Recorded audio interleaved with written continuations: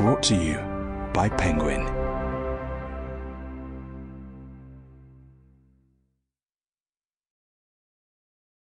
The Road to Somewhere, The Populist Revolt and the Future of Politics, by David Goodhart, read by Simon Bubb.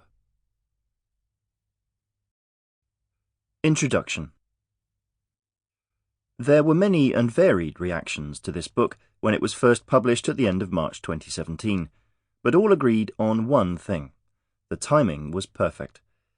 It was one of the first to offer a general explanation for the two upsets of 2016, Brexit and Trump, in terms of the new value divisions in developed democracies. My explanation in pocket form ran like this. A large minority group of the highly educated and mobile, the anywheres, who tend to value autonomy and openness and comfortably surf social change, have recently come to dominate our society and politics.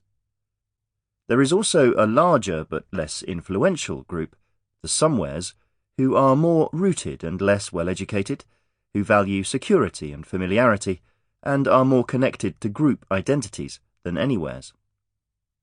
Somewheres feel that their more socially conservative intuitions have been excluded from the public space in recent decades, which has destabilized our politics and led to the Brexit and Trump backlashes.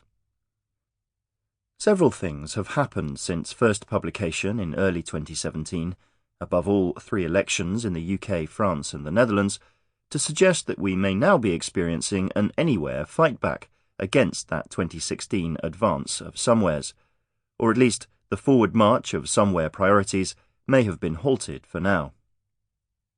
Somewheres do not only vote for populist parties, but almost all populist voters are drawn from somewhere ranks.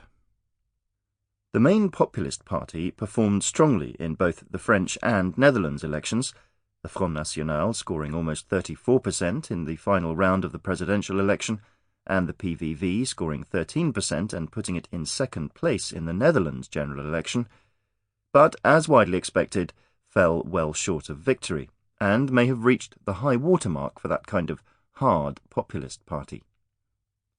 Moreover, Emmanuel Macron in France campaigned as anywhere and proud, and achieved a remarkable result in the presidential election, albeit one which did not seem able to provide any kind of new settlement of French divisions.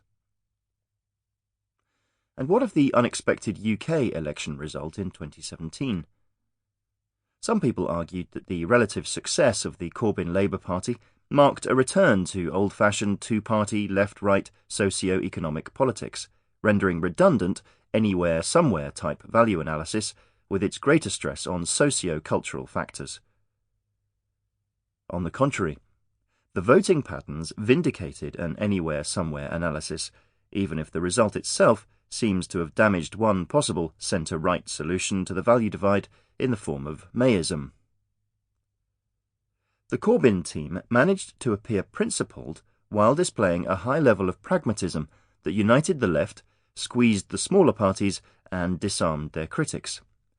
They revived, albeit only temporarily, a new version of the old professional middle-class blue-collar Labour coalition based on the hard Remainer resentment of Theresa May's version of Brexit and a student-led youth protest vote.